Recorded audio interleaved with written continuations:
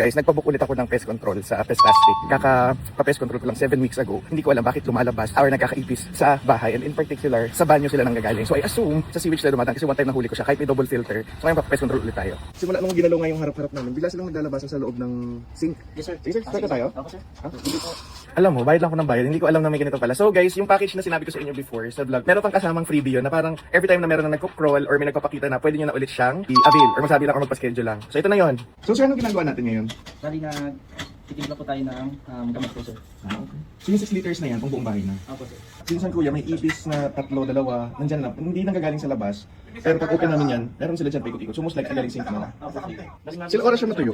Mga ano lang, pagka-spray, basta matuyo yung liquid. Ako sir, mga 30 minutes to ano na po sir. Okay na pala, okay. Ako basta hindi po ba Basta, so if may pet, dapat hindi nila madilaan or lumapit. Bali Okay. considered pa rin po kasi siya as lason. Okay, copy po. Hindi ka pa kumakain kaya? Ibig sabihin na hindi pa guys, so pagluto natin si Kuya. So habang naglilinis si Kuya guys, hindi siya nasagot kung kumain na siya. Ibig sabihin, hindi pa siya kumain. So pagluluto natin siya. Yan ka lang Kuya. Guys, papakainin mo yung mga gumagawa sa inyo lagi ha. Kasi may mga kilala ko, grabe.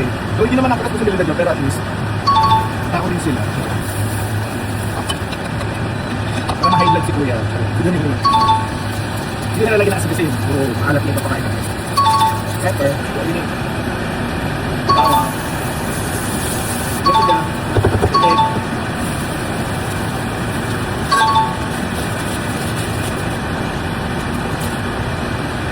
Kung may peanut butter, baka nyo sa vlog ni Mami Tonto, siya gumawa. Hiningi ko lang. Nakadami ko bigay ng konting coffee. Sarap. Mahingit na naman yung mga mga beshi ko sa Pestastic. So add water as needed kasi makapal yung sauce natin. Gusto natin naman dito sa pinaka-sauce natin. I-mix-mix nyo lalagay nyo sa tubig hindi na dapat malambot na yung pasta at the same time hindi siya ma-overcook or undercook. Kung natin malambot na. Nalagyan ko siya ng cayenne pepper na parang may konting anghang. Ayan na siya. Ganda. Toasted garlic. Lagyan ko na yung sausage. Lagyan natin ito. Ayan na, merienda ni Kuya. Oo. Ano ka muna? Sirain natin yung system mo. Hindi na ako singilin ni Kuya. Tsari. Kasi may pagkain. Tsari joke lang. Kasama ito sa package guys. Nakakatuwa. Kalimutan ko lagyan ng kimchi. Ayan na. Kumusta Kuya? Ako rin po, sarap. Oh, diba? Enjoy. Ba, bus kaya. Okay. Sarap sila Sige. Okay, thank you ah. Hindi ko pala ano sir, kung sa May lumabas pagka-spray-spray ni Kuya. Ako rin po mag-spray.